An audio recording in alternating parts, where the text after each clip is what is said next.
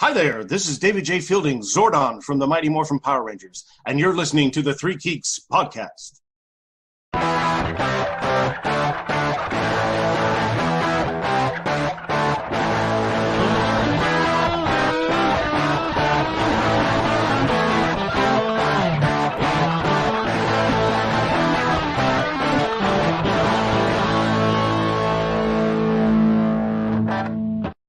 Hello, everybody. Welcome to another episode of the Three Geeks Podcast. That intro only gave me enough time to literally share the link one time. I don't know why, but JT, play it again. Feel better today, Dan. Run it back.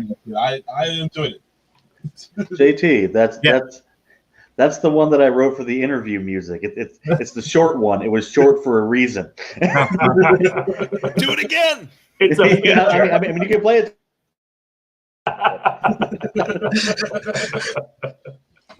How's everybody doing today? Good. Good. Yeah. Oh, that was quick. You guys can't give me time to talk so I can share these links. We're covering your ass while yeah. It's cold. I am doing quite fine and well, sir. Yeah, things are okay. I guess they could be better. But isn't that the way life is? Just nonstop. Maybe. I could be better. I could be worse. Regardless, unless when it gets worse, in which case it definitely could be better. I mean, it's really better. You could be a giant tentacle monster right now if you watch some anime, you know. Sure, but depending on the tentacle monster, that could be good for you, right? I mean, I suppose it could. You could have wings and fly around. I mean, because like if you're a big tentacle monster out of Akira, that's bad. Yeah. But that's bad because that looks like it hurts. If you're a blob tentacle monster out of Rujin Z, aka Kazawa, that's a good thing. And we're the only ones that know anything about that. So good one, Max. Okay. Please tell me you put the socials out there, Jay. I'm working on it, Mike. Freaking Facebook is slow. A real trailer real quick. Yeah, we've got to stop. Something's wrong with Transwarp Drive over there. I broke something. Oh my goodness. But yeah, December, for the first podcast of December. Oh yeah. So happy It December. is. All right. Yeah. We're almost there, fellas. We're almost putting 2020 in the books. It doesn't it's matter. Like everything will get better in 2021. Come on, man. No, but I mean, it could at least start working that way. Yeah, it can. It's a really, really, really uphill slog right there. Well, we might just talk about that today here on the Three Geeks Podcast. Oh boy, great! I'm a big fan of slogging. Yeah, Slogging tentacle monsters. There you go. Slogging and bogging. Only the premium stuff for our listeners. Sure. Premium slogs. So, okay, you done yet, JT? Because we're I'm getting enough right now. We have That's all you probably got. Remake Revolution coming out this week. Our Justin and I's interview with Jill Alves, the guy who designed Bruce the Shark from Jaws. Check out that interview; it's a lot of fun. And Mike, people have been asking me where the 16 Candles Remake Revolution is. Specifically, Brian Lau wants to know why these remakes keep coming and his hasn't appeared yet. Oh, dang. Wait a minute. Well, because you sent me the audio for that one. Are we really doing behind the scenes shop talk right now? Sure. I'll be honest with you. I got lazy in November just because stuff happened. So yeah, I haven't had a chance to get to it yet. But don't worry, Brian. It's on its way. Certainly. Good year for lazy. Yes. Brian's the only one anticipating it. Like okay. He's checking every hour. I mean, to be fair, I completely forgot about that one. So whatever. Jason said people, but like he just means Brian from different times. Yeah. I can't release the video of that because we don't have good enough video software to edit some of the technical difficulties we had. Oh, in that case, I'll figure out something. I like that's definitely covering up something there. Justin, do you need a hug? You look angry. Oh, I was just reading something. Sorry. No, I'm good. I have resting angry reading face. Resting angry. I hate this book. He's probably reading the fucking script. Hermione should have been a Hufflepuff. Nice. I wrote it. All right, if you're watching us, drop a comment. Let us know what's up. Share, subscribe, all that fun stuff. Unless you're Brian, in which case the remake's coming, Brian. Anticipate your Don't comment. judge me, Brian. Back off, man. How dare you, sir? Before we get into topics, I do want to touch on something that happened this week. I want to congratulate Elliot Page. He was able to truly be himself this week, and from all of us, congratulations, and I'm happy for you. Shout out to Netflix though. With Hell stuff and with Elliot Page stuff, they've proven to be a pretty cool company. Like, I dig their swag. Well, you said Dave Chappelle stuff too, right? I heard Dave Chappelle too. Yeah, right. Yeah. They crushed it.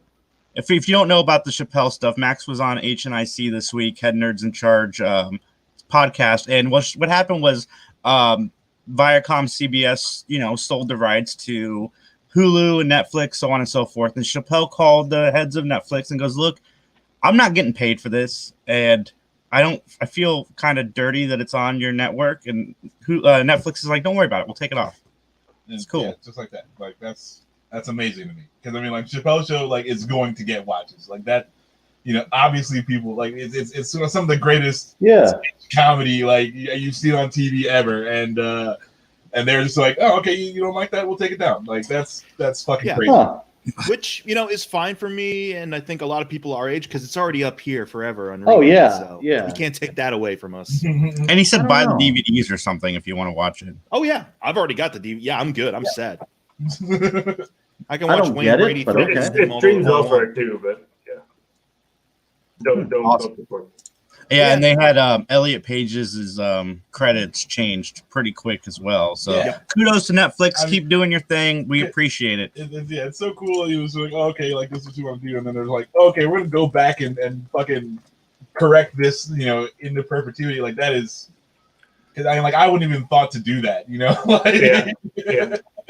I wonder how easy that is. Like, I wonder if, like, there is, like, if this person's name is in the system, can you, not that I don't want to poo it. Like, it's a great thing they did. I was just wondering how, like, it's all digital. I wonder how easy it is to be like, hey, let's just change the name. It's probably like a find and replace, kind of like you would in a Word document. Right.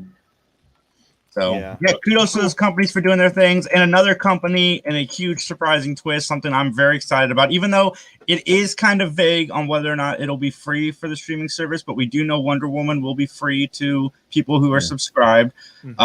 Warner Brothers just came out with a ballsy move and said all of our movies that are coming out next year are coming out, because if they don't make theaters, they're going to be in your homes, and vice versa. You can do both. And I'm glad to see that, because I'm tired of not knowing when these movies are going to come out as somebody who loves movies. And Mike, I watched your video. I know you thought we would have differing opinions, but I actually agree with Mike full-heartedly. As much as I love going to the theaters, it's not the most sanitary place in the world, especially during a COVID situation.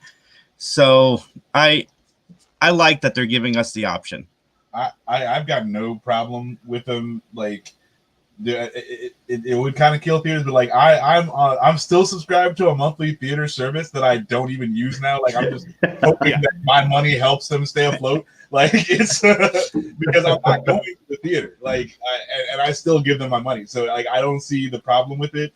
I'm happy. Like, more people are gonna get to see these things. It's gonna be easier for everyone to watch. Why not? And when I can't go back to the theater, I'm fucking going back to the theater. Just because I can get it at home doesn't mean that I'm not going to the theater. I enjoy the experience that much. So I don't see it as a problem. And I guess, like, there's obviously not hardcore theater goers like myself that are going to just want to stay at home. So, the theater's going to lose some money that way. But, again, like, if you're going to a theater for the experience, you cannot get that experience at home. So that's I feel what you need to sell. This makes more of a case for, like, boutique theaters more so than the main chains, like stuff like Alamo Drafthouse, where they actually put a lot of effort into maintenance and into conduct and into and probably even into screening if they would choose to do so. Whereas bigger chains where they're just splayed out all over the country, and so there is no uniform like adhesion to rules or protocol. That was my main thing, was just like if AMC and Marcus and all the big ones take it on the chin, fine. I could give a shit about those. What I care about more are the theaters that appeal more to a niche audience or a niche like focus, or that at least put more effort into providing a better experience for their customers. And I got the list of movies that is going straight to HBO Max. I'm going to read them off real quick. And this one I didn't realize was coming out already. Mortal Kombat hits January 15th. Little Things January 29th. Tom and Jerry March 5th. The Many Saints of Newark March 12th. Reminisce April 16th. Godzilla vs. Kong May 21st. The Conjuring 3 June 4th. In the Heights June 18th. Space Jam: A New Legacy July 16th. The Suicide Squad August 6th. Dune October 1st. King Richard November 19th. The Matrix 4 December 22nd. And Judas and the Black Messiah to be announced. And then Malignant is to be announced, and Cry Macho is to be announced. Malignant. I love that these movies are still being released in their projected dates, wherein they will they most likely would have been in like Mortal Kombat. That feels like a January release, like one of those movies that is just going to go in and die. Yes. They'll die on my television. We're keeping the rights to this movie. First time will be me, whether I enjoy it or not. Second time will be me if I enjoyed it, loving it more, or if I didn't enjoy it, in denial that this movie sucks, watching it a second time.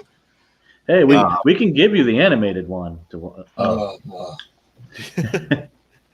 Check There's out a lot of animated James for that. Wan movies coming out this year. Because Mortal Kombat's James Wan's, Conjuring 3 is James Wan's, and I think there's another James Wan. I like the first Conjuring. I haven't even played the other Conjuring stuff. I have.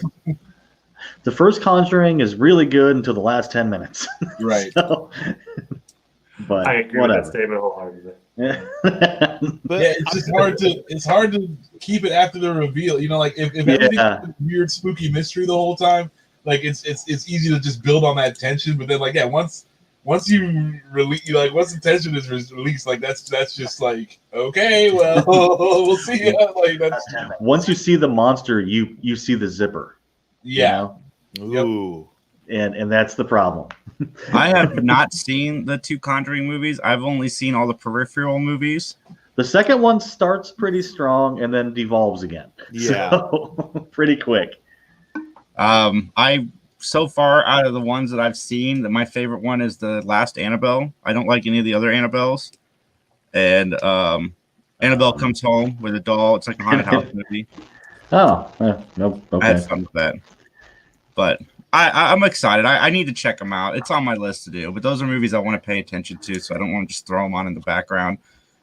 Godzilla vs. Kong. I know that there was a Netflix and HBO Max battle to get that movie for a little bit. Yeah, because Netflix has the Godzilla anime movies. Oh, yeah. That they released for the past couple of years, which are weird. I actually watched them. They are weird. Yeah, they're very art housey. Yeah. We watched the first one for Animaniacs. Right. Yeah, and I watched the second one after that. I did. It's not really about Godzilla. I don't really hate it, but it's kind of weird in that. So, Dune is the one I'm probably most excited for this year. I mean, me too. I want to see Wonder Woman in the theater. I want to go see Dune in the theater. Kong versus Godzilla might be something that it's better in the theater just because everything's bigger and louder. But I'm not super excited about that one. I will watch that one on my couch, sir. I am excited for all these movies that I don't have to go to the theater to see. I'm like The Matrix 4 I was curious about, but I would never have paid to go see it. Now I can watch it because I already have HBO Max. But my question to you guys is, what does this do for HBO Max as far as being a player in the streaming business? Does this boost them? Yeah. The more content you can provide, the better you're going to do, especially if it's quality content. Okay? If it's exclusive, then it's like that's. Here's the thing though, is that yes, it's a bump for their subscribers, but they've been saying too that this is just temporary, that this isn't going to be like a long-lasting feature for the service, that they're going to keep doing this simultaneous release with theatrical releases on the service. This is just because this is pandemic times. Yeah. But the thing is, a lot of people have been saying, it's like, really though, everyone's been saying, once you let the genie out of the bottle, can you really put it back in? And like, is them making this move really going to galvanize a lot of the other studios to be like, well, fuck it, we can do that too. Forget our $30 for the shitty Mulan. Just give it right away. Right. But then you've got you've got Tenet guy who just kind of like, you know, screwed up with his whole movie. He was like, I need that to be in theaters, and now it's on Blu-ray. There was a funny tweet a couple of days ago. Still in theaters. In theaters, yes. I don't give a shit. When they made the announcement for HBO Max and all these movies, someone tweeted, and now you can hear Chris Nolan throwing his IMAX camera across the room. Yeah. Nice. Tenet is a movie you should see in the theater. Like it's really good to watch. Like that one, I was very happy with the experience. But yeah, again, like it's not something. No movie is something like you have to be in the theater to watch. No, with the exception of maybe Avatar. But you mean the Last Airbender? No. Watch 6 people move a rock. The one with the blue people. Okay. But no, it's just like a snow day. Like snow days are gone forever. You don't get those anymore because hey, look, now what we can do. You can just be at school from home. So fuck you, little Jimmy. You're stuck in class. Like that's I don't feel like they're going back from this. There's no way to negotiate. And I mean, like, unless the prices for like the you know, like the theater gets the prints at much lower prices, you know, like they can't. Yeah, that's not going to happen. Charge the same if they're going to be releasing all these movies on TV. Also, like that's bullshit. So I don't see how this goes backward. I think we're going to see, like Mike said, some of the major chains like AMC and Cinemark, unfortunately, start to vanish. But the writing was already on the wall for this before the pandemic. Like, Movie Pass already shifting to streaming. I mean, the PlayStation's online game like Netflix thing, it streams the games. It doesn't even download them anymore. You can just stream the game and play it. Like we're going this route. The pandemic just kicked it in the ass. Yeah, that's a lot of things, right? It's a lot of things. But yeah. But I mean, the writing was on the wall years ago during when they had the Oscars, and people were saying, you know, they actually paid actors to come out and say, I didn't act in this to be on a small screen at home. It's like, yeah, you did. Yeah, you don't care. You did the people. What actors like? Okay, people are watching me. Awesome. Like it doesn't matter how they're watching. Yeah, whatever amount of the back end they signed on for, they just want to get it. Yeah, so. Correct. Yeah, the studios paid people to say stuff like that. So so you know you would go to the movie theater and not watch it at your home theater, which to me is much more comfortable and has slightly better sound because I don't have to tell the kid next to me to shut the fuck up. Yep. So, and if you're like me, you know, like I'm going to the movie theater multiple times. I'm picking times where, you know, little Jimmy and Susie aren't there. I'm looking to make sure there's only like 3 people in the theater. This is pre-COVID. So, yeah. Now there's only 3 people in the theater at any given time. But so it's I fully get it, and I don't see how everything was going this way anyway. You know, like because people were illegally watching all these movies like the second day they came out anyway. So it's not like you weren't losing this audience already. It's easier and easier to get the media without the studio's involvement or consent. So I mean, you might as well put it on the streaming service where you can make money from it. Like that's Saj the boss says hi. Yo, Saj. That's a big hi. Are you guys excited for Wonder Woman 1984? I am, especially now that I can watch it from home. Good. So it's like, are you not excited, Saj? Like you're like, nah. I'm good. Pass on that. No, because I sent to everybody in all the chats. I said, "How are you doing?" He's just responding that he's good. Okay. But yes, I am excited for Wonder Woman. I would be seeing it in theaters, but it's even more convenient that I can see it from home. DC has just been letting me down and letting me down recently. Like all of their media has taken a turn for the worse, I feel, and so I'm nervous for Wonder Woman and that guy because like the first Wonder Woman was okay, but it reminded me of like the first Captain America movie, where it's very and kind of boring. And so you know we'll see how it goes. I don't really like the the dead people coming back aspect of it. I mean, like I feel like if you kill the character, then maybe stick to your guns and have that character be dead. Like Superman. At least they didn't have to CG off fucking dudes. Okay, fair enough. DC has one good thing going for it right now. That's the Batman covers. Because those are beautiful DC movies. The last few. I liked Shazam a lot. Actually, Shazam was good. I liked Shazam a lot. Yeah. And I liked the first Wonder Woman. It's okay. Justin, Mike, you guys are really quiet. I'm just processing, right? It just did good. Yeah. It I've talked about these on my own channel, so it's just like I don't want to parrot what I've already said. YouTube.com/Mike McGTV. That's what you have to say, Mike. You say, hey, if you want to hear my thoughts, yes, go to a separate YouTube channel. It's go buy my own promotion. Yeah. To get on my premium subscription channel. Yeah. Oh, I got good news, everybody. MikeOnlyFans.com. Max is for fans only on Instagram starts next week. So you get on that. Yeah, OnlyFans. Yeah. What's going on? Max is opening an OnlyFans. He's going to sell his beard hair. Where they can watch him play GTA in the nude. Yeah. I'm not even going to say it.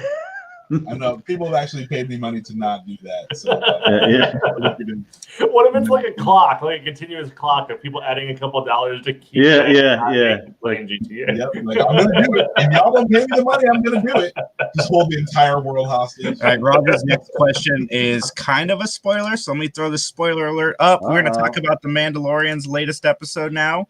Okay. And Saj asks, did you guys enjoy the Mando episode with Boba Fett? There's Boba Fett? No. What? I did. I turned to Max. I said Boba Fett actually did something. Now, here we are again in the campaign to make Boba Fett a badass, but it's okay. We all know his bitch-made status. We all are aware of how fucking shitty Boba Fett actually is. It's okay. He was awesome in that episode. Oh, yeah, no, he kicked off his ass in this episode, and I'm actually more okay with him with people like because Boba Fett, he got eaten by the Sarlacc. He spent years alone on Tatooine. I feel like he deserves some. He can be a badass now. He obviously fucked up some Tusken Raiders to get that Tusken Raider stick that he likes to use. It's good. I enjoy Boba Fett. He could have been on a stroll after Anakin wiped out that whole tribe. Just been like, oh, there's a stick here. Yeah. There's a bunch of tents and shit. Hey, cool. That happened before he got sent. I'm glad that the child story with the Empire is finally taking like a huge leap forward. I think in that last episode. More than Boba Fett. How about Baby Yoda fucking up those stormtroopers? Damn it! You call him by his proper name. His proper name is Baby fucking Yoda, and you can't tell me any different, sir. I will fight you. What is his name? Grogu? Yeah, Grogu. Grogu. Goku. Goku. Yeah, there you go. His name is Greg. Level 3. Yeah, it's Grogu. Yeah. I feel like in 4 seasons they're gonna be like, let's call him Yoda, and then it's gonna be like, twist. There he is. Stormtroopers. Yeah. I like Baby Yoda in attack mode. That shit's awesome. Yeah. I like him after attack mode too. He curls into a ball and falls asleep. So sleepy. Dude, I like dude just talking mad shit to his face too. Like that was hilarious. Yeah, 100%. Saj knows his name. But yeah, I give that episode again. It's 3 out of 3. It's been good. I've been having fun. So, and you know, like if they're gonna do callbacks, like I like them doing callbacks to A, like their own universe, and B, people not in the Clone Wars stuff. So, I'm down with Boba Fett showing up. I like that. I like what's it, Ming-Na Wen. She's awesome. So, you know, having her in the. Well, technically, Max, Boba Fett was in the Clone Wars because all those clones were clones of Jango Fett, including Boba Fett. That's a good. That is a really good sweaty voice, Mike. Well, sir, I'll have to push up my glasses to you. I'll concede that point, but Boba Fett was still a character created in the original series, so I'm going to count him not from Clone Wars. Can I make a request? Anytime we have to like retroactively change something in one of these videos, that Mike does that voice as the voiceover. Making note. Got it. Actually, I don't know what your guys' thoughts are on this. I'm not as big of a Game of Thrones fan as everyone else is, but are you guys looking forward to House of the Dragon? Is it a prequel? Sure. 500 years in the past. Nah, I don't care. I know what happens. Because we have the first look at the dragons. I think they should have went into the future, right? Don't have any type of knowledge of the grouping of the stuff going on with Game of Thrones, and because there's a book based on that they wanted to adapt.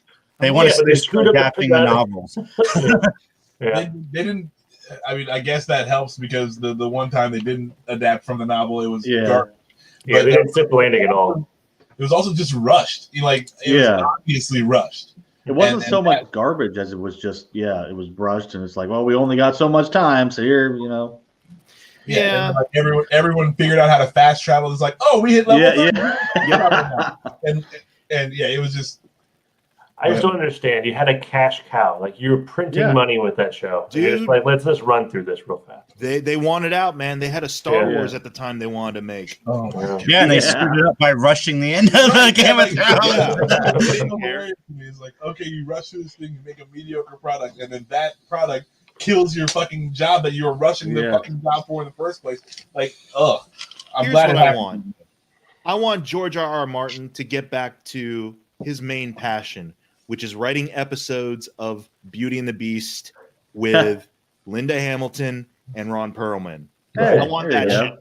Give me that, George R.R. Martin. Can I just get the last book? Can I there's two more books, dog. You're not getting these books. You're not getting these books. Oh wow, we're going Spanish in this one. Hola, amigos. Hello, friends. Good vibes to you too. I don't speak Spanish, but good vibes back. Sorry, mate. My high school Spanish is failing me right now. I'm Googling it. I think he's saying, "Hey, friends, how are you?" type of thing. Yeah. How are you? Good vibes. Yeah. I'm doing good. What were we talking about? Oh yeah, Game of Thrones. I just want to write the last book, asshole. Like what is going on? Oh no. He's got to write. I'm trying to remember. Isn't there 2 books left? He's got to write more wild cards. He's got to finish the current book he's on, then one more book. But there's 2 books left. Well, okay. You know what? Give me one then. I would like one, please. I'd rather you just end it now, or because you add another book to it, you're going to be wanting more. Like you're already disappointed. Let's stack more disappointment. It's utter ridiculousness. I just wish that we could get the last books, because that's what I like. I liked Game of Thrones before the show came out. I was a big fan of the novels, and I really would like to finish those. So that would be. I would love to know, was it just the money? Once he got that bag from Game of Thrones, he's like, you know what? I can kick back and do whatever the heck I want. And they got a good story out of in maybe his opinion, he got a good story out of the TV show. So they don't have to end it. I don't know. Well, every couple months, Amazon, the Kindle will be like, look, here's another book from George R.R. Martin, and I'm like, hey, It's another thing I don't give a shit about. And I can pick them too. Like the Song of Ice and Fire, won't ever finish. The King Killer Chronicles, Rothfuss, won't ever finish. And I'm just waiting for a 3rd or a 4th book in all these series, and they won't write them. And then they write all these extraneous stuff here's a story from one of the characters in the book. And you're like, great, now can I have the next book, please? I want to progress this plot. On the other hand, though, you get those authors that clearly finish their whole arc, and then they write 6 more books. but I'm okay with that. If I'm reading so much of your stuff that I'm like, okay, I don't want to read any more of this. At least that I've gotten my fill. That's, and I can be like, okay, well, this arc is good. Don't read the rest of it because that's not great. There's no. You don't get to know how it ends. Nice. It's one of our Brazil listeners. Thank you. How are you? Okay. Thanks, Major. I have no knowledge of Portuguese. Man, the bus. You're waiting for the new It adaptation coming out. Okay, I want to address that real quick. Do not listen to We Got This Covered. That is fake news. There is no It Chapter 3 as of now. I'm not going to say and there's never going to be because money talks, but as of now, there is no active development on an It Chapter 3. We Got This Covered is fake news. I saw that article circulating too, and they are checked their accuracy. They don't win at the end of it. They are 0.045 or 0.0004.45%. So they're like not even a percent correct. So just ignore them. Hold on.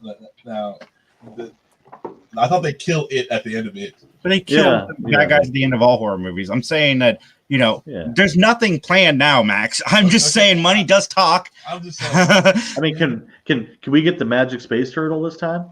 That's what I want. That's what I've wanted the whole time. Oh yeah. The whole time. Just watch the Never-Ending Story, and you have a magic space turtle. I hated that movie. I tried that a couple months ago, and it was bad. Dark Tower. Yeah, they cram 9 books to one universe, like the Avengers universe, and at the end of each cycle, they do a Dark Tower movie.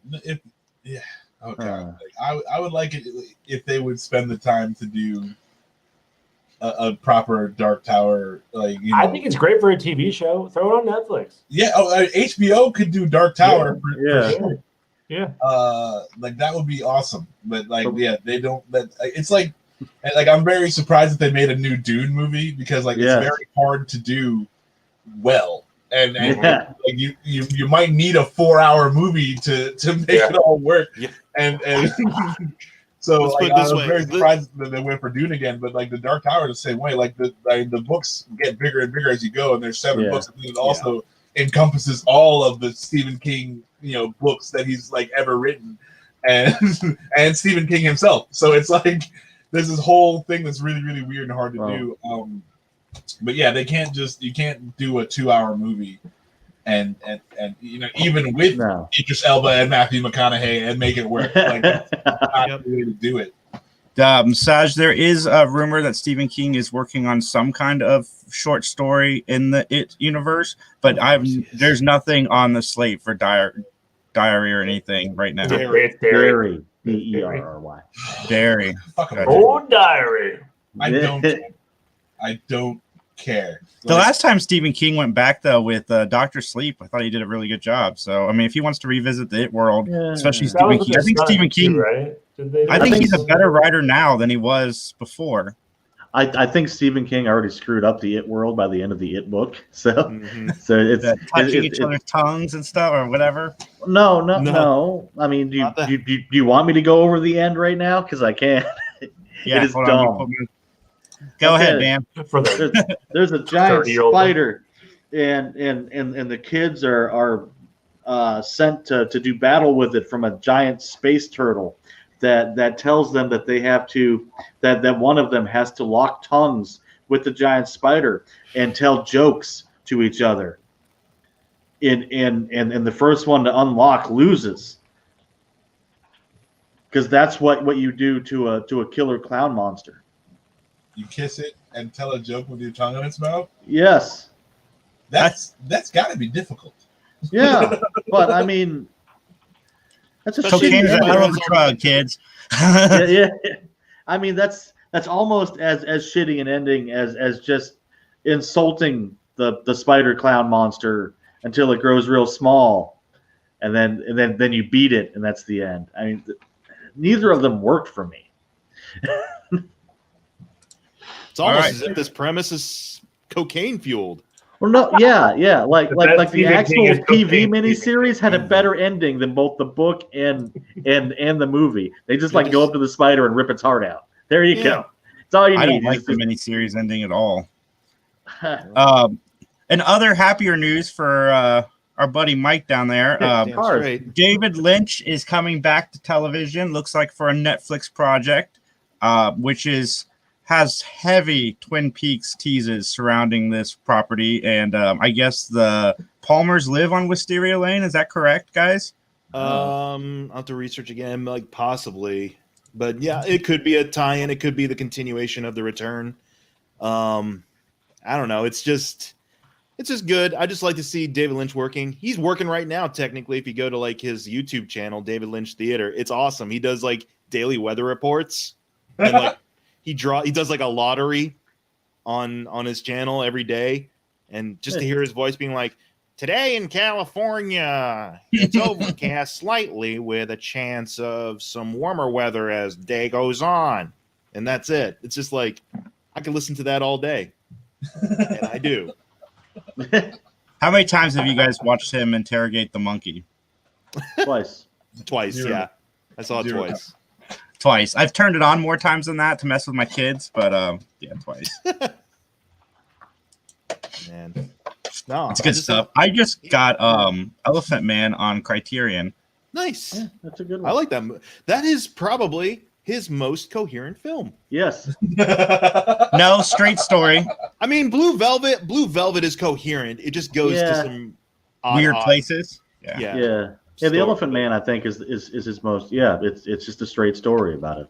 No, I mean Straight Story. The movie Straight Story. Yeah. Great too. But I wasn't bringing that one up. I was just saying that the Elephant Man is a straight story, uncapitalized, about a sad, deformed man.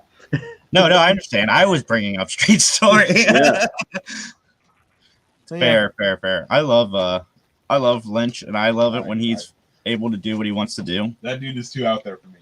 It's just too much. See, this is why we need John in here, so I can just see John's face. Like, yeah. I don't get it, guys. I don't get it. I'm angry now. I miss hot Taki Orlando.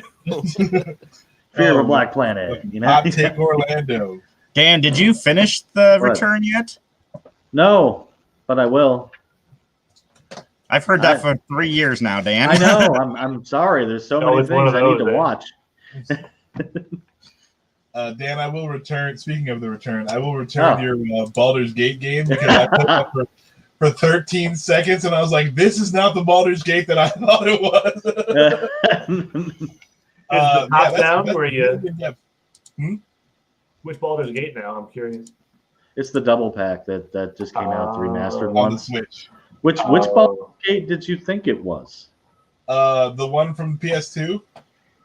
Oh, the hack and slash. Oh, really? Oh, dude. Yeah, man.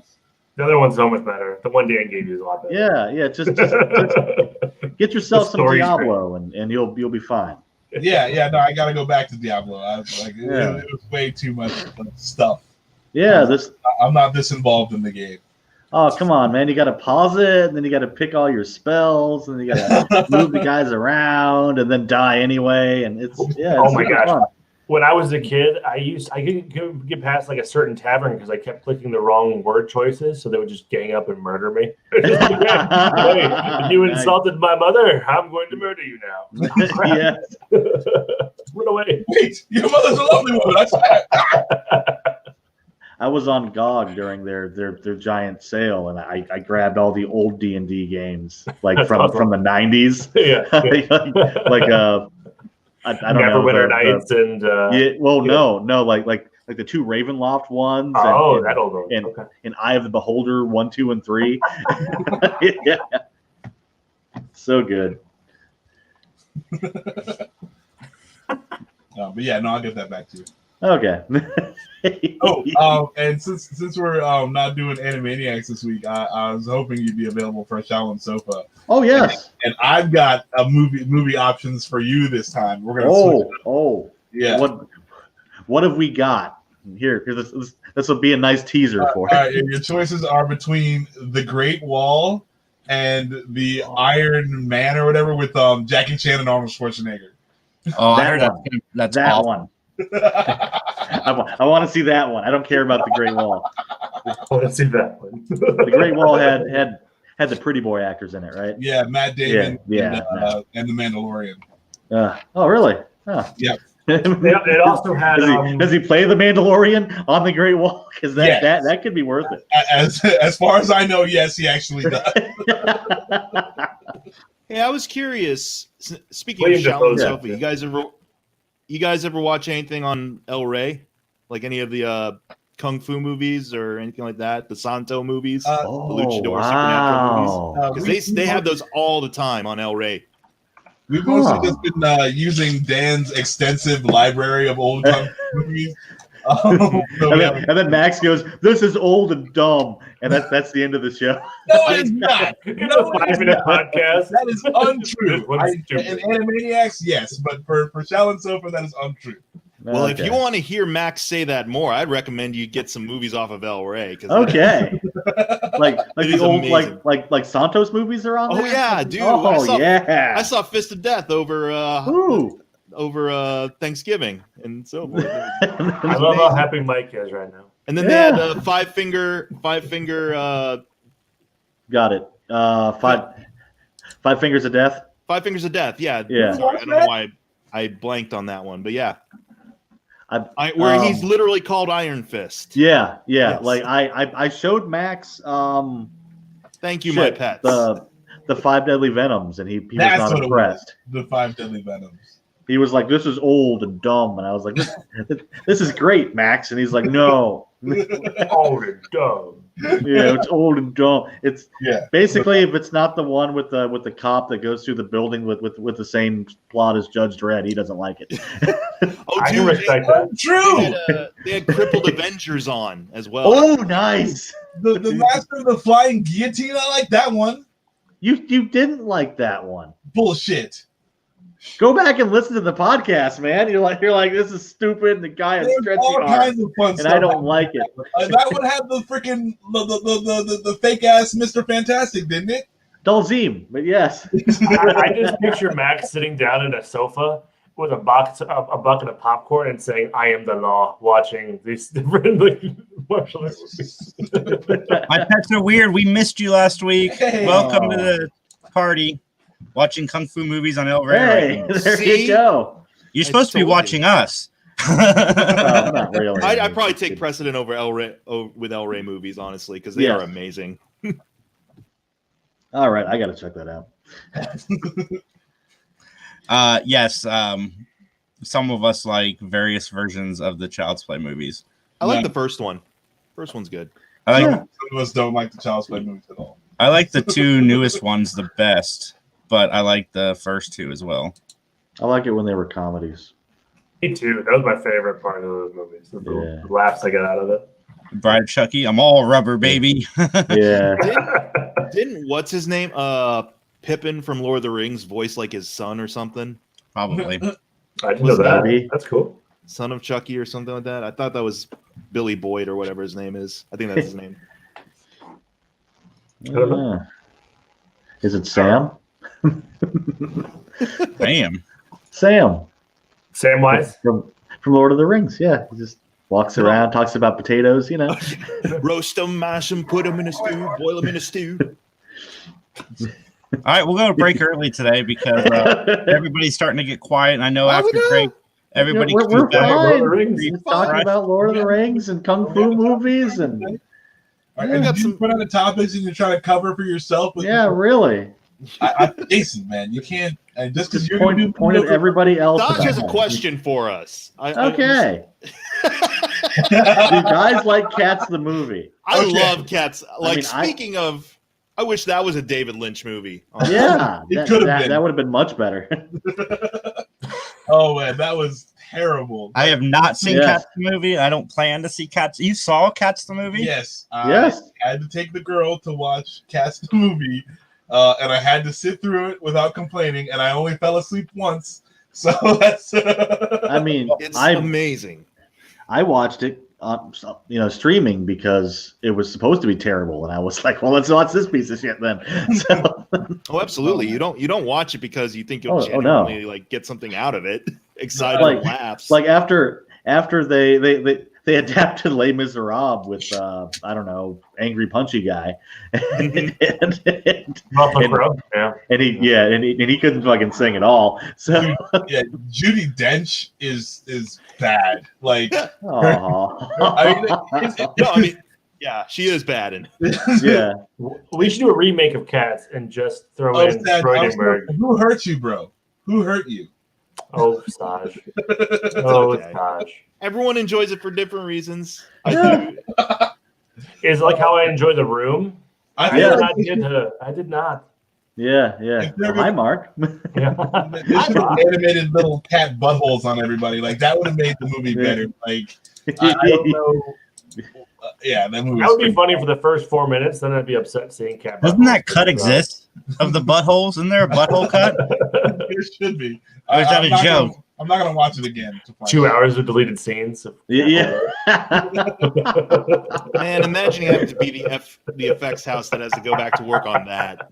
Oh, jeez. We have to remove all the cat buttholes. Would you rather eliminate the Superman mustache or add cat buttholes to Well, no, then you throw in a third option. It's like, it's either Superman mustache, we got to redesign Sonic the Hedgehog, cat buttholes. Wait, are we putting Superman mustaches on the cat buttholes? No, what we're doing is we're putting a mustache and a cat butthole on Sonic the Hedgehog. Oh, there we go. Or on Superman's face. It could be a strange goatee. Yes, I think Justice League would have been better if they animated cat buttholes onto his mouth. That'd be nightmare fuel. No, still better. Turned into a Cronenberg movie. Yeah. Oh man, this is why we don't go to commercial, so that way we're all clean before Neil Ross shows up. Yeah. Forever unclean. Martha, why did you say that? Yeah. That is 100% When's still that thing. supposed to come out? It was supposed to come out in March. Now they're saying it might come out sooner. What is it? The Snyder Cut? Oh God, we still talking about that shit? Yeah, that thing. Yeah, the 5 minutes of extra footage. Hey, Yeah. Max, Yeah, bringing up the all Snyder cat Cut buttholes. means it is time for us to go to break. Okay, everybody, we'll see you guys soon. See you. Whoa, what is happening? Oh God. You broke it. David Lynch! And we're back. Hey. Hello. Well, we said see you soon. We weren't Can't go live. to break. I thought you were about to be Oh, inducing. Jesus. We're still just free framing on this. On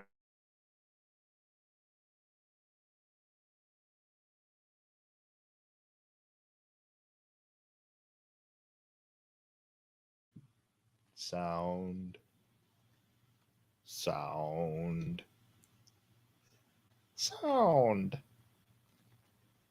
I'm here with Sam Jones. Thank you, Mike. I appreciate that. I was trying to back you up. I didn't realize my mic was muted. I was like, What's happening? This spotlight's back on you again. Well, it's wonderful. I mean, Flash Gordon is, it's iconic. It's amazing how the longevity just continues over and over. I think Ted and Ted 2 sort of resurrected Flash Gordon as well. It complemented that. And, before my fan base was my age and my children's age, and now a lot of times I'll get the grandfather, the son, the grandson, a grandma, daughter, and granddaughter. It's wonderful. Generation. And it's and I love doing these conventions here with Wizard World. They're a class act, and looking forward to many more. And I was at your panel, and you said you've gotten a few strange requests since. Oh, yeah. Do you want to talk about some of that? Well, just people, in the movie, of course, I'm married the bear, and then, of course, the first time Johnny. So I get requests where people actually want me to either, 1, marry them, 2, attend their bachelor party, and or 3, their wedding. So it's That's got to be a lot of fun. So is there anything you just want to get out there real quick? We got a lot of our fans here are fans of yours. Is there anything you want to say? Is there any message you want to give? 3 Geeks Podcast. You better be tuning in. You better be watching, or Flash Gordon's going to hunt you down. There you go. Yeah. You got it. Flash Gordon. You don't want to mess with this guy. Thank you, Sam.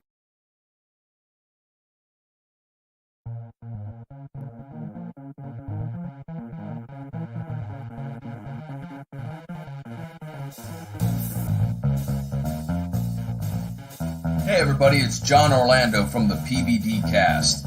Are you wondering where you can find my podcast? Well, it's real simple. Just go over to pbdcast.com, the online home of yours truly, or it's available through all of those major podcasting platforms. Just search for it in Apple Podcasts, Stitcher Radio, Spotify, iHeartRadio app, And don't forget that every single Monday night at 8 o'clock, I do a live broadcast of the week's episode of the PVDcast through the Facebook page. Just go over to facebook.com and search for @PVDcast and join me every Monday night at 8 p.m. And with that, ladies and gentlemen, I'm going to get on out of here. So I'll chat at each and every one of you later.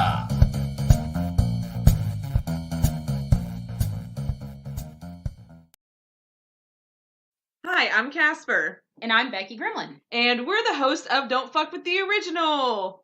We are a spoopy horror podcast that pretty much covers everything under the genre.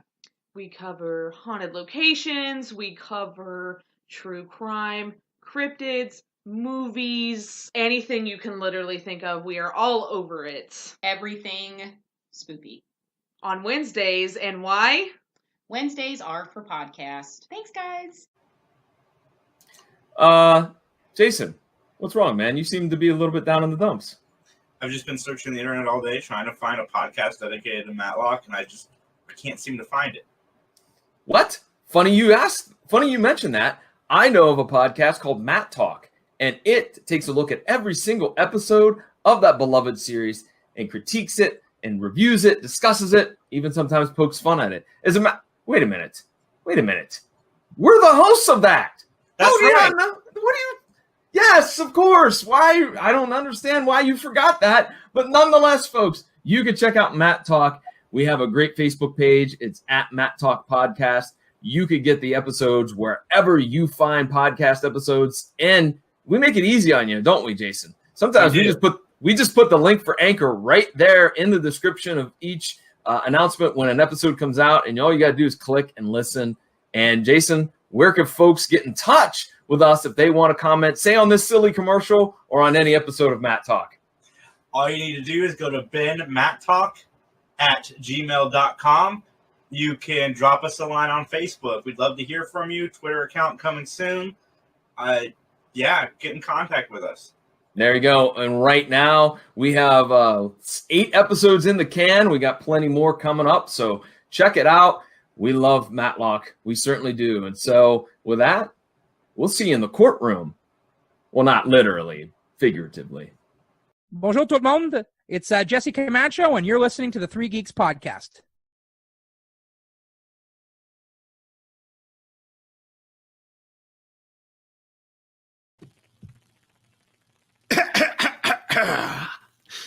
What's up?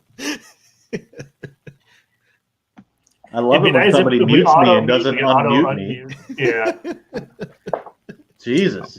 I do like that that our listeners or watchers are communicating amongst themselves in the chat right now. So kudos to you guys. Keep it coming. It really helps us out when you guys comment. So love to read your comments. I saw Adventures of Milo and Otis. Have you guys seen that? Way back in the day, probably. Yeah. Wholesome. I wasn't a major fan. I didn't realize that we were just literally watching two dogs wander through the world together. Yeah, it's not really my thing. You need, Jason. I can watch my dog wander through the house and get about the same amount of enjoyment. A dog and a cat. Yeah. See, it's a perfect voice. Never change. Somebody wasn't paying attention at all. I love the pushing up of the imaginary. That's a Conan O'Brien. He almost sound like Schnepp when he used to do that voice, like almost to a T. But I do want to say something about Sam Jones. When I was in Saudi Arabia, it was the last night of the con. He was still at his booth at 2:00, and the head ups at Wizard World were like, "You guys can go home. Sam is not going to leave until he signs everybody that worked, volunteered, an autograph for them." I'm like, that is so cool. Like, the con ended at 11. It's 2 a.m. He's still signing autographs. No, that dude is cool. Like I think my interview sucked. Like I wish that I was a better interviewer. But no, he was really cool. Like that. He's definitely a really cool dude. He seemed engaged, which is sometimes hard to do. It was good. Yeah, he's built like a fridge too, so I don't mind you being intimidated. So yeah, I'm a pretty big guy, so it's rare. Like when I like somebody's just more massive than like But yeah, no, he was just really fun and really cool, and it was great to meet him and stuff like that. And like outside of the interview, because we only had so much time and all that stuff. But he's really cool. I agree. Same. I love watching our old interviews and then watching our new ones. Like you can tell the growth between watching the Sam Jones one and checking out the Chris Candy one we released just a couple days ago. I feel less and less like Chris Farley. Remember that one time in the movie? That was awesome. The van down by the river. You were in the Karate Kid. Can you that was cool. Can you tell me just a little bit more about it? Did you actually learn karate moves? Yes. How come you're not in Cobra Kai? Why did they cut you out? Can you please explain? And where is that weird guy from part 3 that looked like Steven Seagal? Is he coming back?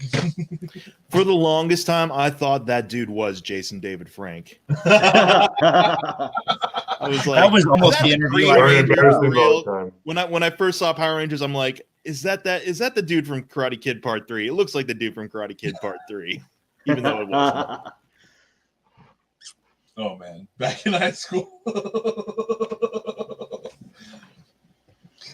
Man, so much is happening this week. I think we have some more topics. I'm trying to remember if I put anything in the description. Mike, how's your Smallville rewatch going? Oh, fuck me. That good, huh? Hey, success. I'm going to I'm in the midst. It's really interesting to try and watch this show while you're also trying to organize your thoughts about episodes to talk about this show. Like, I'm in the middle. I'm probably going to release a primer episode that's just like, look, guys, here's what the show is about. Here are some of the major players, because I don't feel like tackling. I'm kind of putting off wanting to talk about season 1, but at the same time, I'm watching like season 3, and I'm like, oh, my brain, it hurts so much. But yeah, all for the art, all for the work. I kudos to you, because like as somebody who enjoyed the show in its initial run, or some of it, I can't get myself to watch it again. Yeah, there's stuff that I'll be like, oh, that's fine, that's good. But then there's stuff I'm just like, okay, we did this last episode. Okay, we did this last episode. We did this last episode. Oh man, and that is why there is no 16 Candles remake Revolution yet, Brian. Everybody keeps getting knocked out every episode. I'm sorry. This is why. Joining us live, we have the very talented Neil Ross. Neil, how are you doing today? I'm good. Have we started or? Yeah, we're live. You're joining us during our live show. How are you doing? Good. How about yourselves? Good. We can't wait to talk to you again. We're looking forward to this. Oh, good. I like enthusiasm. So, Neil, what have you been up to since I think we talked last in September? How's things going? Well, it's pretty much the same, you know. We're being careful, and that involves a lot of staying home and not seeing people, which is kind of sad. But, you know, especially with the finish line in sight, you know, who wants to be the last man shot just as the war is ending, right? I'm out, guys. I'm almost done. There's a day left. There's plenty of more. Yeah, just don't start talking about the new edition you're gonna put on, or like, you know, what you plan on giving the wife when you get home. 3 days from retirement.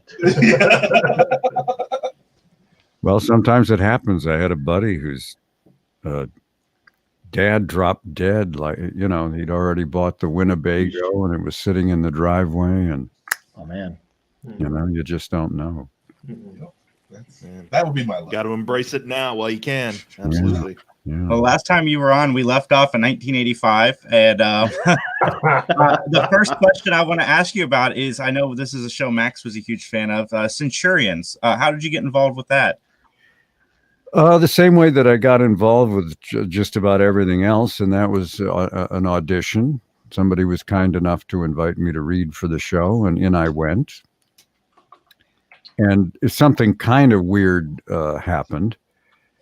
You know, a lot of what we do is, or back then, you know, now you're in a vacuum. I audition from my home studio. I never meet the people who will make the decision.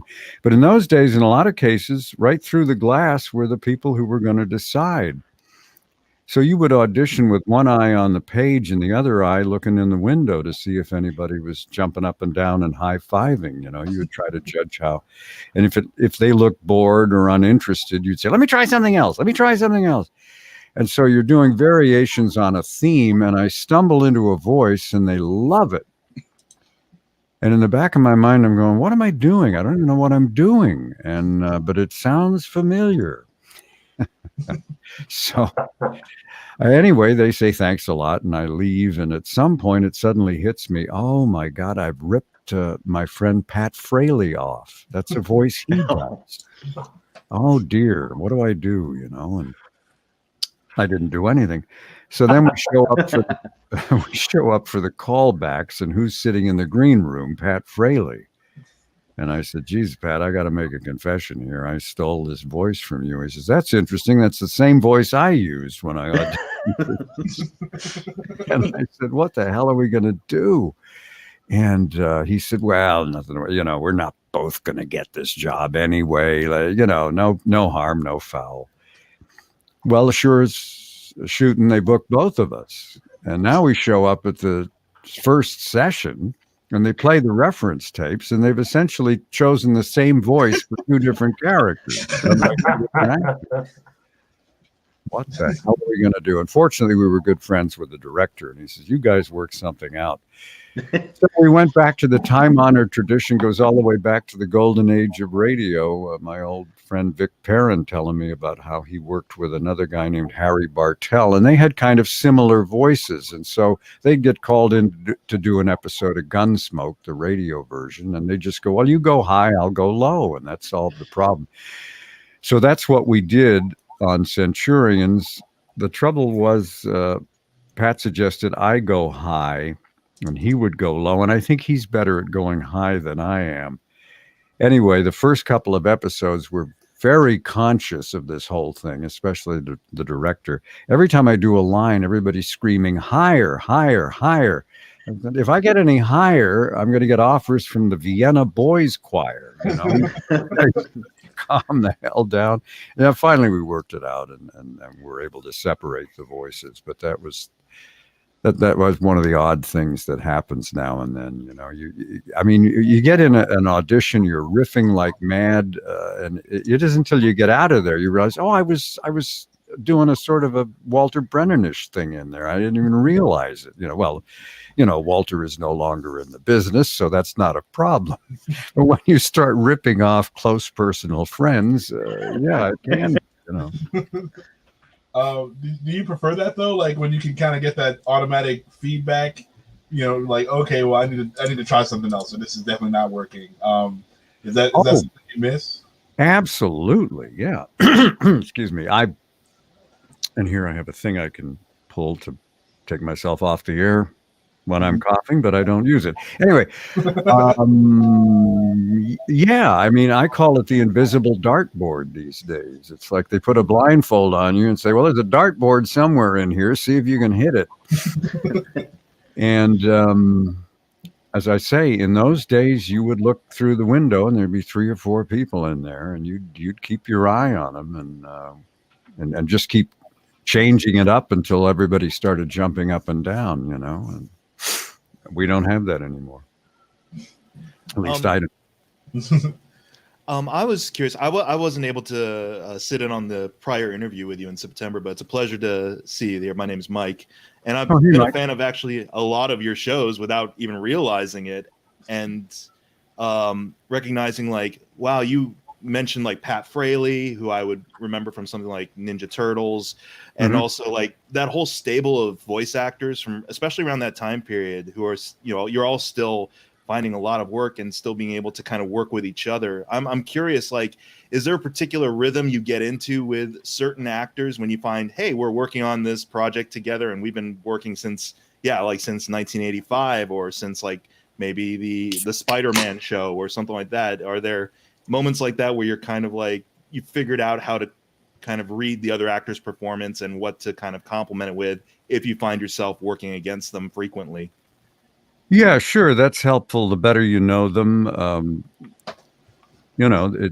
I know Pat, for instance, is monumentally talented, and he's also a nice guy, and he's fun to work with.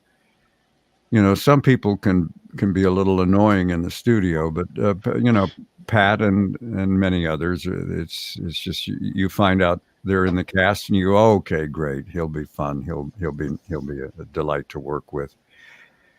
And yeah, you can kind of guess what they're going to do with a line, but now and then they'll surprise you, which is good, because then maybe that inspires you to do something a little different with your line. And that's the chemistry of acting. It's more about reacting to what the other actor does. Do you have a favorite voice that you've done? Well, I tend to like the ones that are popular. So I'm very fond of a good old Shipwreck from G.I. Joe, and from Transformers, Springer. A lot of people like Springer. And then the chap on the upper left, the Green Goblin. People are quite enthusiastic about him. And of course, I have a soft spot in my heart for the Voltron fellas, because that was the first big series I ever booked. Prior to that time, I was bouncing around doing guest appearances here and there. And suddenly I have essentially the lead role in a huge series. They're going to do 125 of them, Nice. It's like, wow, maybe I do have a shot at this business.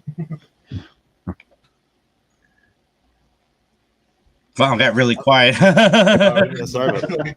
Well, that's the tough part about interviewing. I did that job briefly, and you have to listen to what the person is saying, obviously. Yeah. But you also have to have a question in your back pocket if they suddenly stop talking. Sometimes you get so focused on what you're going to ask next that you miss something, and the guy goes, and that was 1949, just after I murdered my mother. What's your favorite role? And I just murdered his mother, you idiot. What kind of excitement is going through your head when you book something like Voltron? Well, as I said back then, I was this ex-disc jockey with little or no formal training as an actor, other than sort of self-taught training, some radio comedy stuff that I had been involved in. But there was nobody to tell me if I was any good or not. I had one agent opine that my demo sounded pretty good. But, I would go into these sessions expecting somebody to go, this isn't working. Well, this guy's some ex-disc jockey. Get him out of here. Get an actor in here. And that Voltron booking kind of was the first inkling I had that maybe I could make it in this business, that it wasn't, the other jobs weren't just flukes. Yeah, you absolutely did make it in this business. Your resume is amazing. I know Spider-Man, Green Goblin's probably one of the things that when you go to cons, everybody's running up, talking to you about. But what was your time like working on as the Green Goblin? Well, it was a tough voice to. It's not a tough voice to do, but it was so loud and so over the top, and the director wanted many takes. Oh. And there were sessions I would leave with a splitting headache because of what I'd been doing. But I thought it was worth it, well worth it, and I have no regrets. It was one of those roles that everybody loves and everybody remembers, and.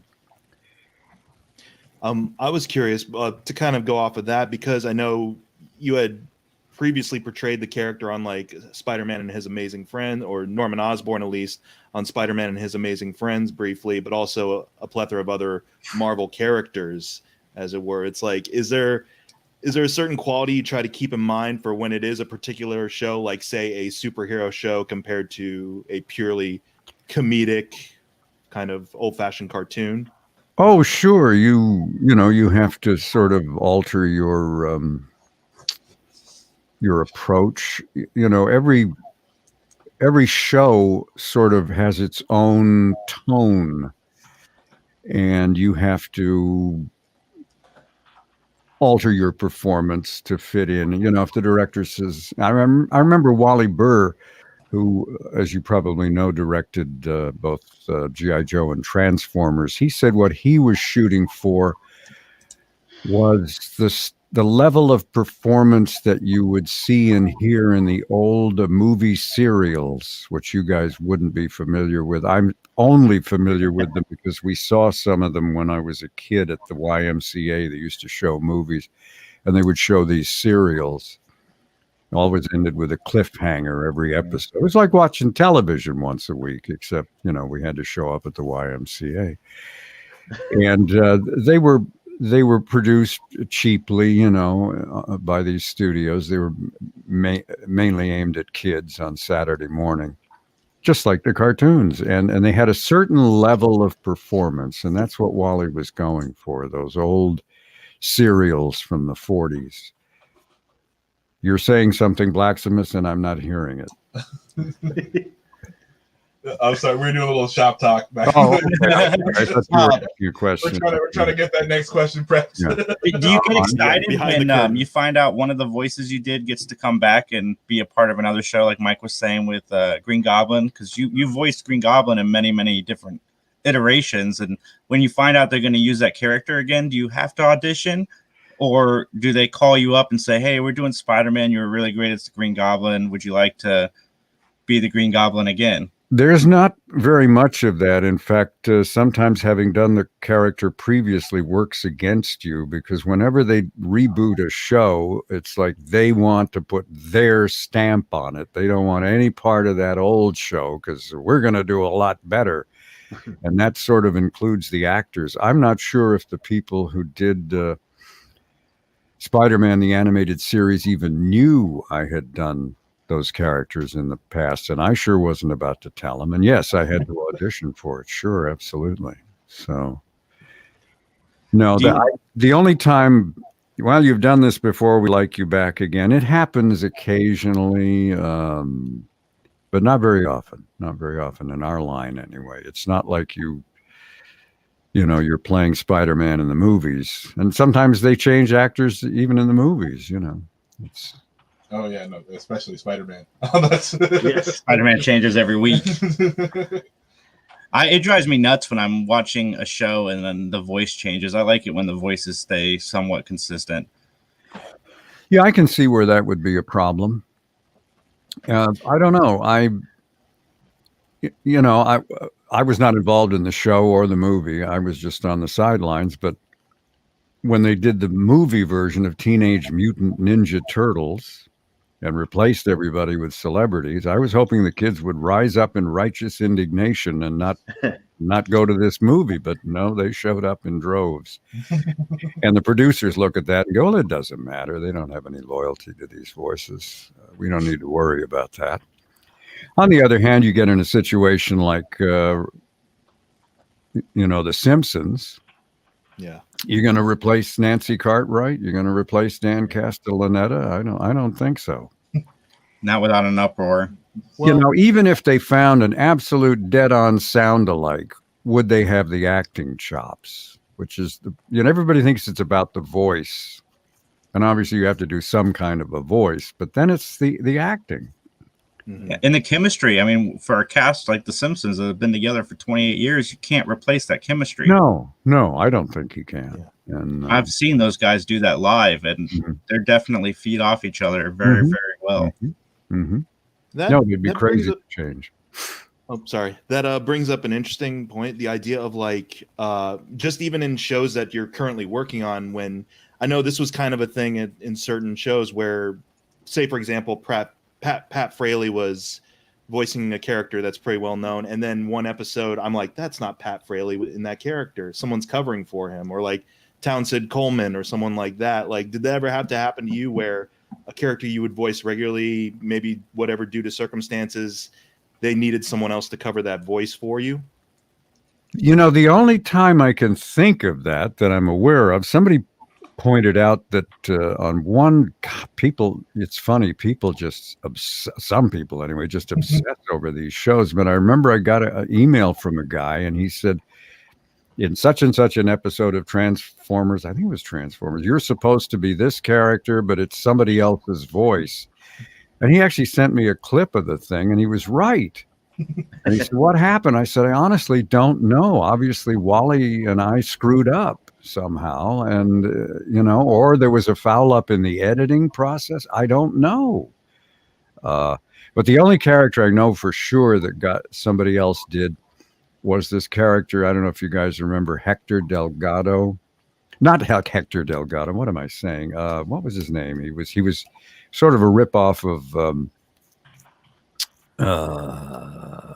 Geraldo Rivera.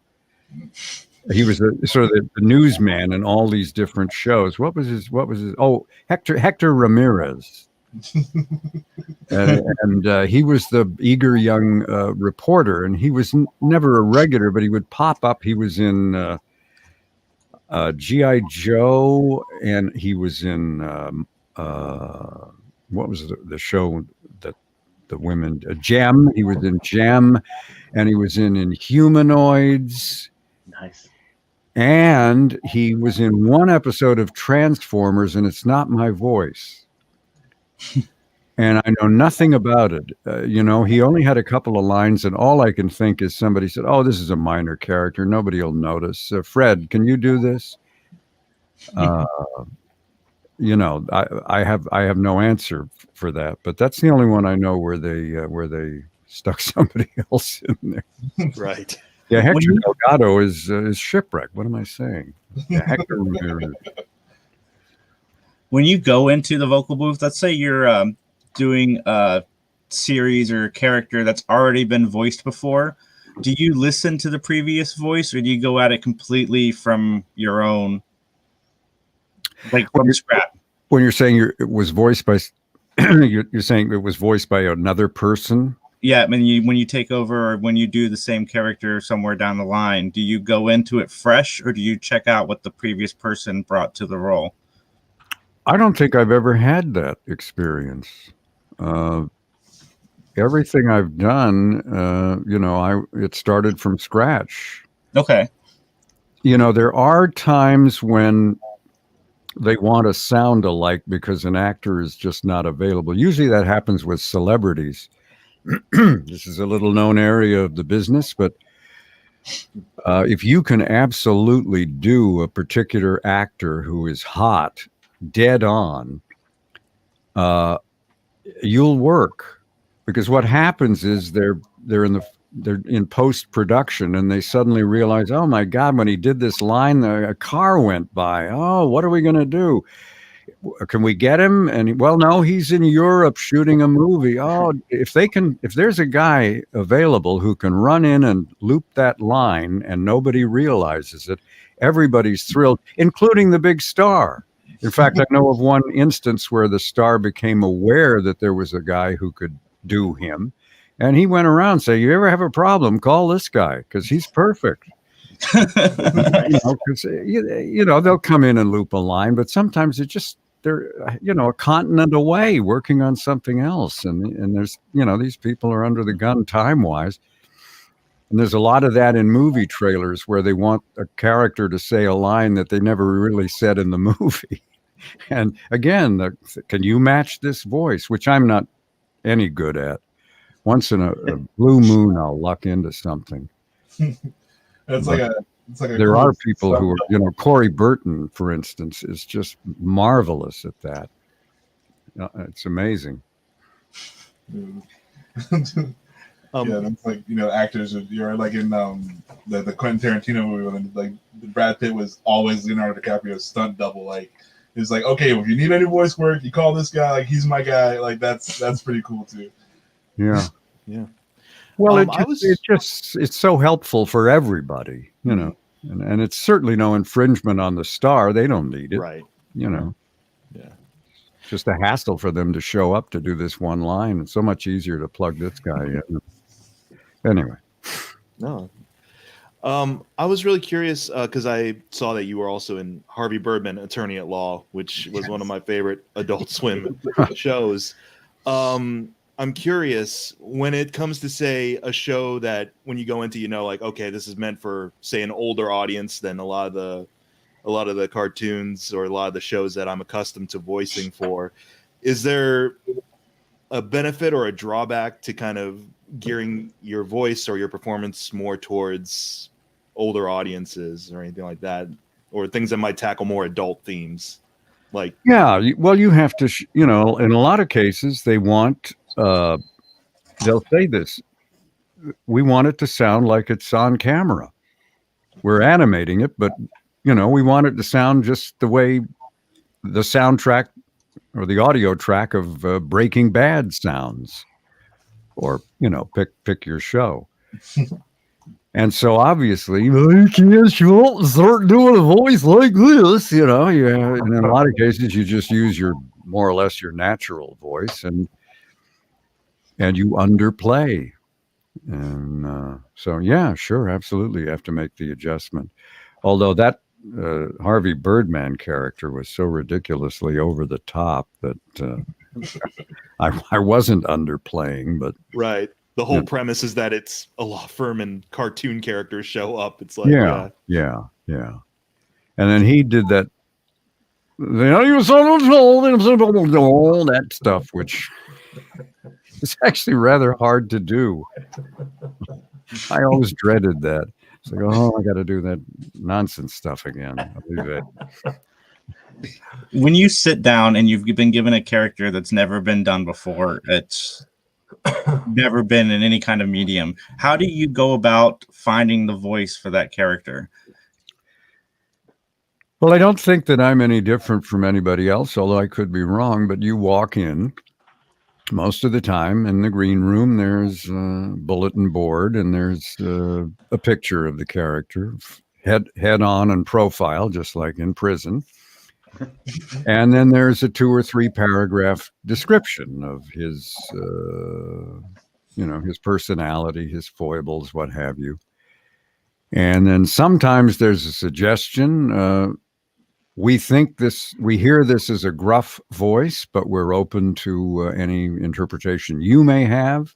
Sometimes there's no direction at all. I forget. I don't know if I did this rap for you guys. Sometimes in these games, they give you the 2-page biography of the character, but it tells you nothing about the characters. He participated in the Funman Wars in the such and such galaxy. This tells me nothing. What I need to know is he's a nasty, self-absorbed little prick, or he's this, or he's that, and we think maybe a high-pitched voice, but do what you think is best. But you never get that. You just get this 2-page thing about some sci-fi story, which really doesn't tell you anything.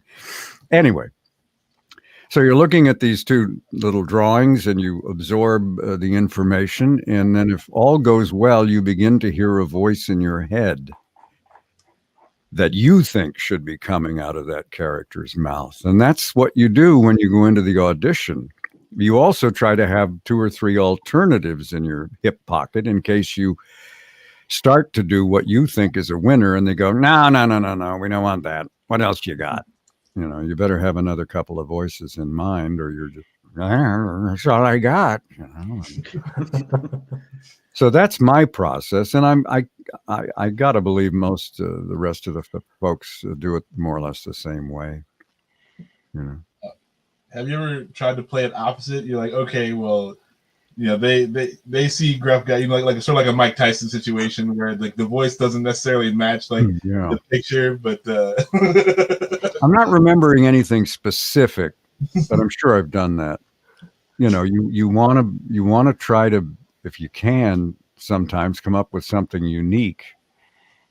What flashes into my mind is Christopher Walken in the movie Biloxi Blues, where he was the platoon sergeant, and if if I go in to read for platoon sergeant, I probably say, I don't even want to get this job because they're going to want this kind of thing. And I can't do that over a long period of time. But what Christopher Walken did was not the cliche top sergeant by any stretch of the imagination, but it was really compelling. And so, once in a while you'll get an idea like that, and sometimes it works out and sometimes it doesn't. I had a question. I know I'm asking a lot of questions, but I find voice acting to be really, really fascinating, especially when there are actors who are able to transition to several different mediums with their voice. When you first start getting into, say, video game voice acting, for example, because I know you've been called upon to voice characters, but also to kind of play the role of narrator with certain projects. Is there ever been a particular project in that medium that you found more engaging or really drew you into, crafting this character over the span of a video game? Games are tough because there's no storyline. I was talking, I don't think it was you guys, maybe somebody else, I don't know, but what's your process as an actor? And I say, it's no big mystery. I have a character. Hopefully I understand that character. And I have a story. And the story and the character tell me more or less how to read the lines. Once in a while, a director will want a variation, but I mean, it's that simple. It all boils down to motivation, your character's motivation. The old joke, the actor screaming at the director, "What's my motivation?" And the answer is scale plus 10. But seriously, folks, I'm here all week. That's my process. And where the hell was I going with this? What was your difficulty of video games? Difficulty of video games. Oh yeah, video games. Well, there's no story and there's no actor to work with. I've never worked with other actors on a game. I'm always alone, and we're not playing scenes necessarily. I'm doing lines depending on what the player does, and it's very, very difficult. It's not the same as telling a flowing story that begins, has a middle, and has a denouement. This is lines in the clear. A lot of times there's no real explanation for why you're saying this, or, so it's similar to animation, but it's very, very different.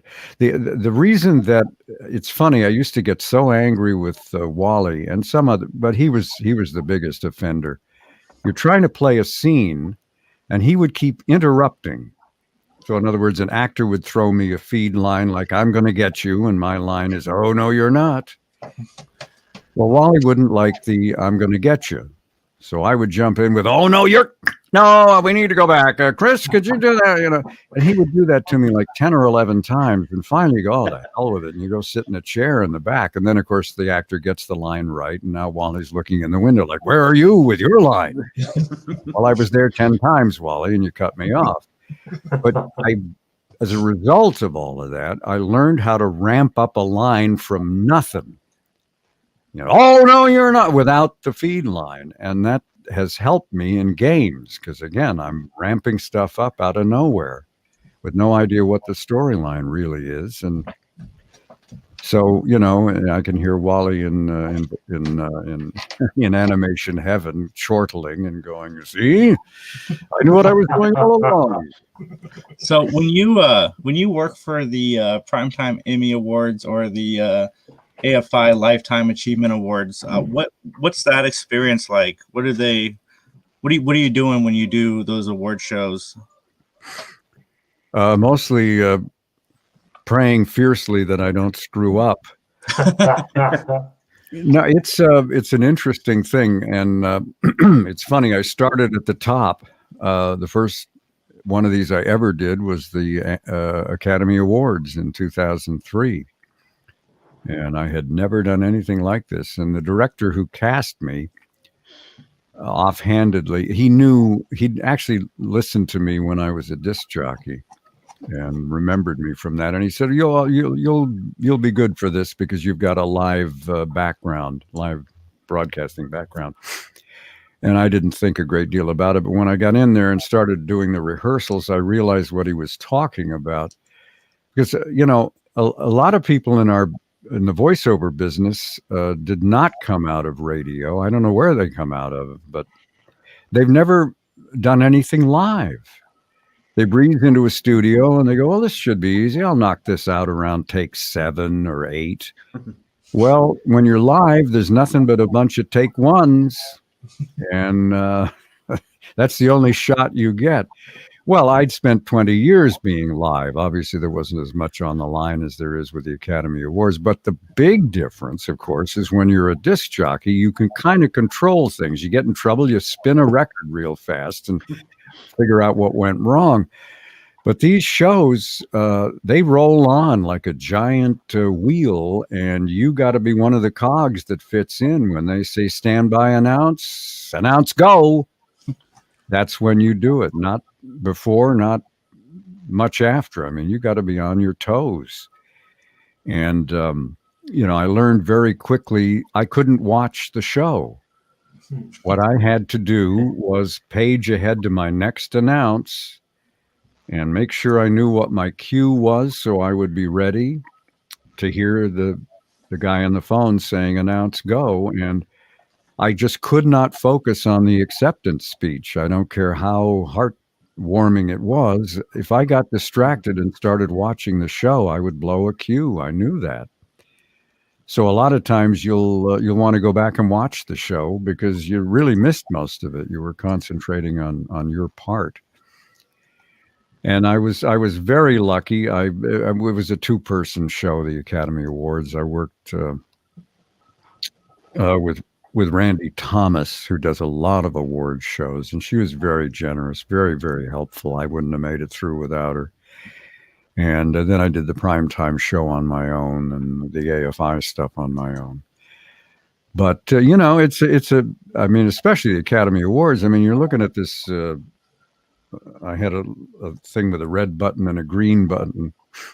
And when I pushed the red button, it would start to pulsate. And that meant my mic was hot. And I'm looking at that red button and I'm going, when I push that thing, it's worldwide. Oh my God. And in the theater is the cream of Hollywood, and you don't want to be the guy who goes, ladies and gentlemen, Jack Nicholson. Although Jack would probably think that was hilarious, but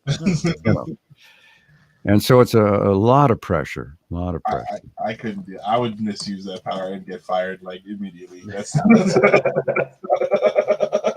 Well, it's there were. I thought about not doing it. I mean, I was so scared. I thought I'm going to tell him I can't do this, and then I thought, you're years old. If you can't do this now, you never will. So stop fooling around and get the job done.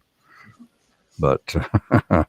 A very intense 3.5 hours, I'll tell you.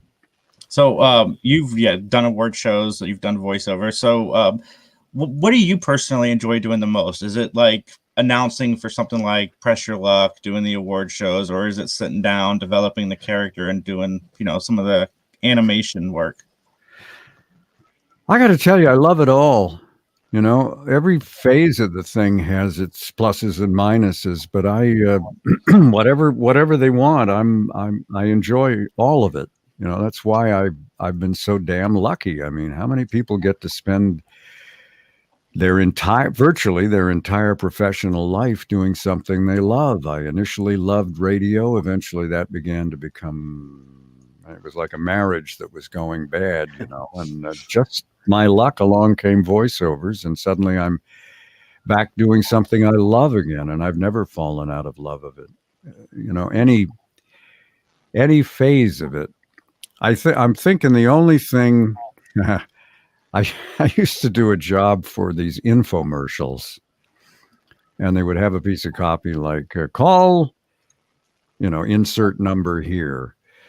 And if you do, you'll get this, that, and the other. Don't forget that number. It's insert number. That number again is insert number. And I would show one piece of copy, and there'd be like 150 phone numbers. You got to do it over and over and over again, plugging in a different phone number. I must confess, that was a trifle tedious. I had to work. Don't get me wrong, but I would actually go into a weird alpha state. And I would finally finish.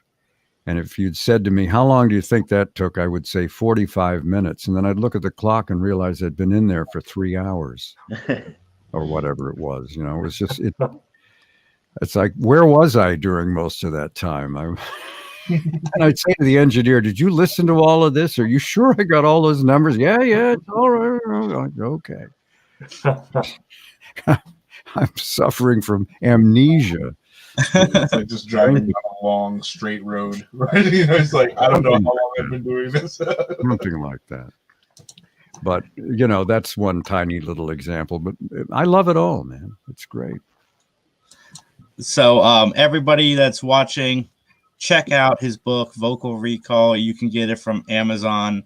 And I have read about half of it so far, and it is great. It's absolutely fascinating. It goes through his career, life, just a lot of stuff going on.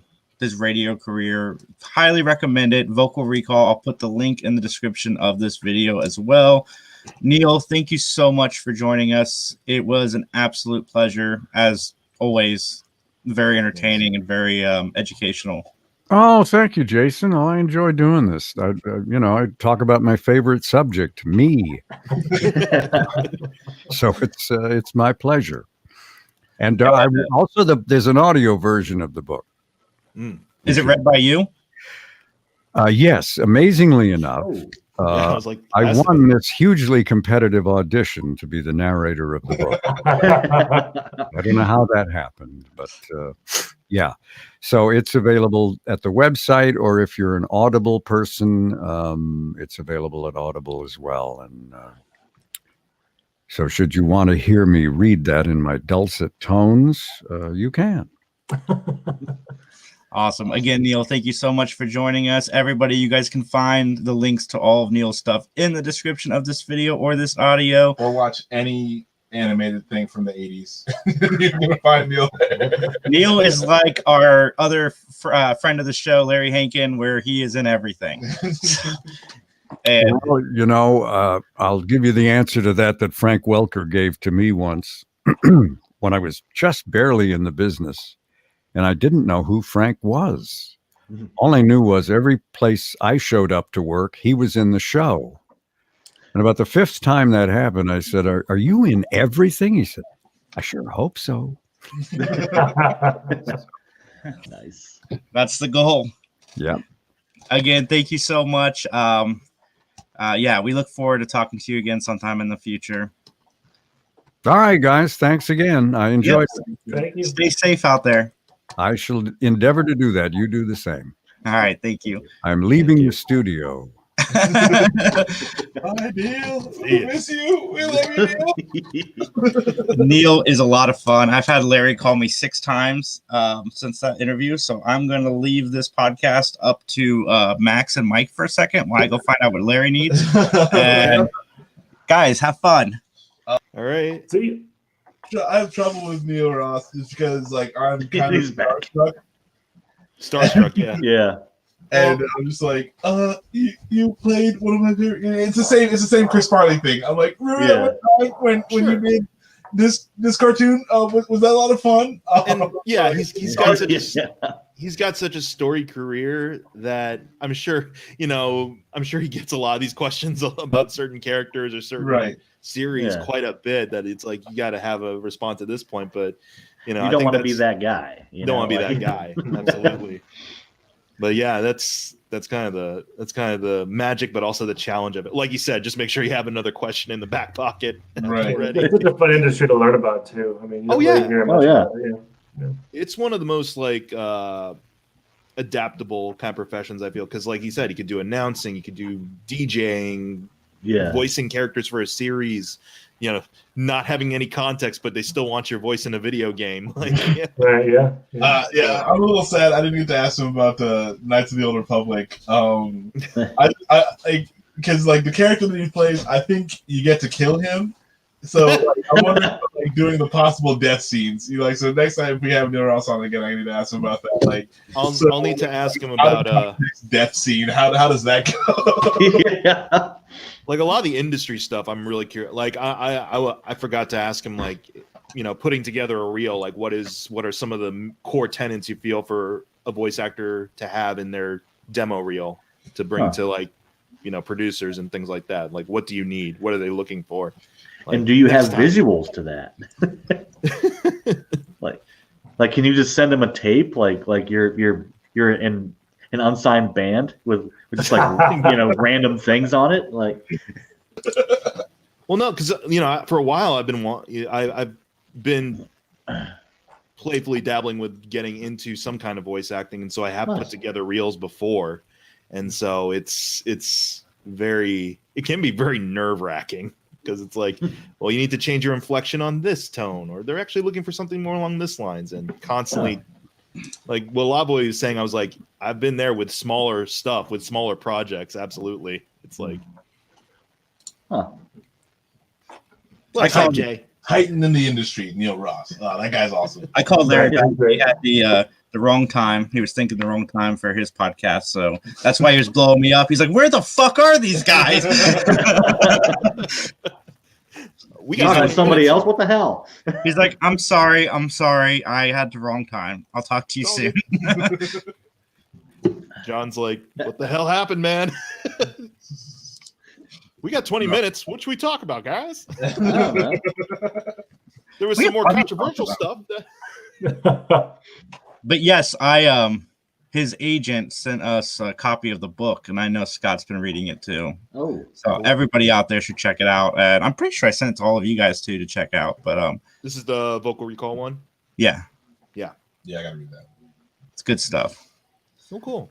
But I am exhausted, so we're gonna end this podcast just a little early because I would like to close my eyes for like 20 minutes before I start the Larry Hankin show. Because unlike John, I have been doing this for the last 2 hours, so I got to do this again. Hardest working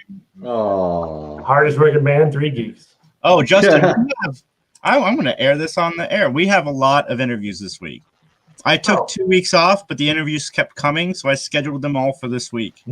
There's 1 tomorrow, 2 on Tuesday, but one of them is Gin Candy. So no, Gin Candy's next week. One of them is Scott Valentine, which I'm doing with John. And then there's a couple others. The director of Amityville Harvest, if Mike or Dan would like to join us for that. When's that one? Amazing. Amityville Harvest. When? Wednesday. 7. This Wednesday. Yeah. I'll let you know. Maybe. Possibly. And then no, Dan's busy on Wednesday. Is he? Oh, I am busy on Wednesday. Sorry. Shaolin Sofa, which we also wait a minute. Now we couldn't do anything last Wednesday because Blacksmith was doing extracurricular things, but now he's blocking me from doing things on Wednesday. That's right. He's doing extracurricular things. It's just curricular, and your curricular thing is Shaolin Sofa with me on Wednesday. Fine. No, because you were hosting a different podcast, sir. I wasn't hosting. I was a guest. I was an invited guest, and I could not. You were hosting, so I don't know. I just read the Facebook things and I respond accordingly. With Jackie Chan and Arnold Schwarzenegger by myself. Yes. No. That movie screams Dan. We're so watching that on Wednesday. That sounds great. But everybody, thank you guys for tuning in. Thanks for all the love and support. Check out Mike at youtube.com/Mike McGTV. Go to pvdcast.com, 3geeks.ninja, where you can listen to also the PVD cast and Matt Talk.